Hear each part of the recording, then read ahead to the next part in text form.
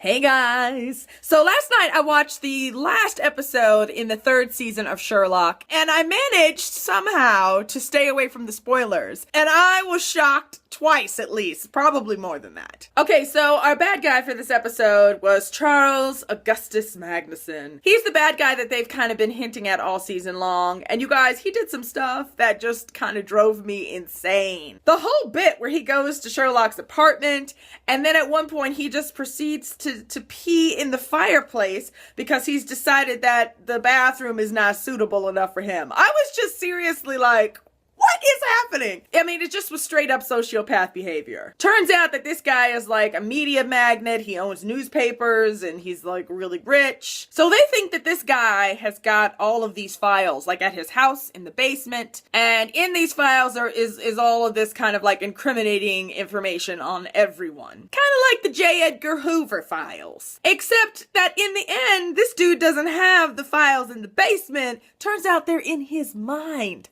What? So, yeah, that was a shocker for me when they reveal that this guy has got his own mind palace, kind of like Sherlock's mind palace. One of the shockers in this episode was finding out about Mary's past, and we get that Mary used to just not be such a nice girl, and she was killing people. So she was a bit of an assassin, and it was just that moment, right, when Sherlock realizes that it's her standing there and she turned around with the gun and she was all in black. It literally took me a couple of seconds because I was looking at her face like, what?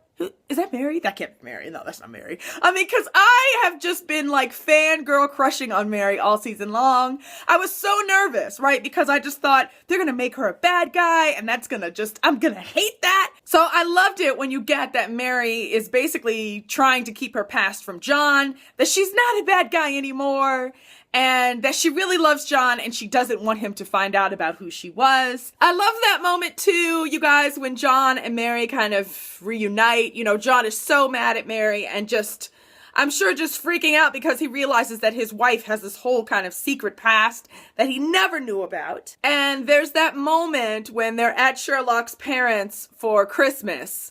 And let's just stop for a moment and I'll think about that. Mycroft and Sherlock and their parents at home for Christmas. It was kind of hilarious. Also, on a side note, I thought it was really cool because Sherlock's parents are actually played by Benedict Cumberbatch's parents, who are actors, and I thought that was such a cool little detail. But anyway, back to the family Christmas time. Mary and John are there, and they haven't spoken. I mean, like, you get that he has not been talking to her, and he comes into the room where she's at, and he starts to kind of talk to her. She had given him this kind of like jump drive, right? That basically had her entire past on it, like had files on all of the things that she had done.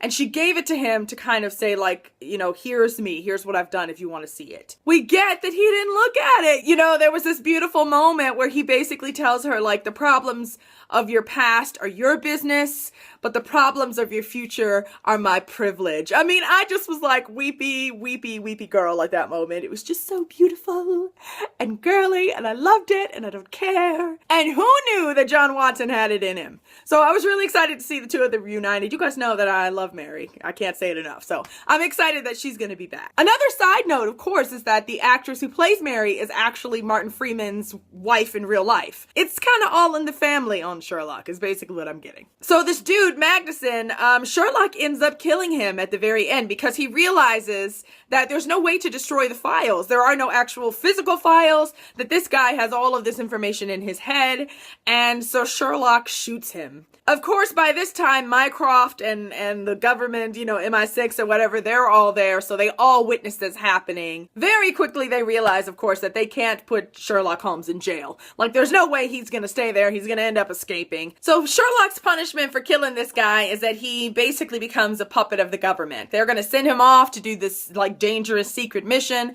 and he really has to do it because he killed someone and you just can't do that. So we see these awful goodbyes, and I'm thinking to myself, oh my god, this is how this season is gonna end. I don't like this. This sucks. And then who should come in to save the day but freaking Moriarty? You guys, when he showed up on that TV screen, I screamed. I'm sure I did.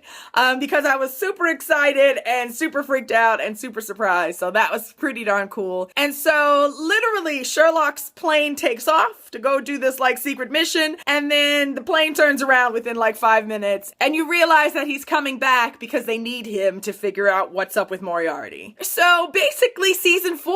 I'm so excited about that. Can't wait to figure out what's going on with Moriarty, how he survived, and what he's been planning. Because he's been awfully quiet, for a while now, which makes me feel like he's been working on something, which is probably not such a good thing. You guys, there was so much more about this episode. I mean, it just was fantastic. Definitely the best of the season. This season just progressed and got better and better and better and better as it went along. Can't wait for season 4. The cool thing I hear is that we won't have to wait as long for season 4 as we waited for season 3, thank the stars. The last that I've heard, it looks like season 4 will actually be premiering at the end of this year, so like November, December sometime. And that to me is a reasonable amount of time to wait, so I can handle that. So if you haven't seen Sherlock, you definitely should check it out. The first 2 seasons are on Netflix, and I'm sure you can Google the 3rd season somewhere. Okay guys, that's it for me today, and I will see you guys again very soon. Bye-bye.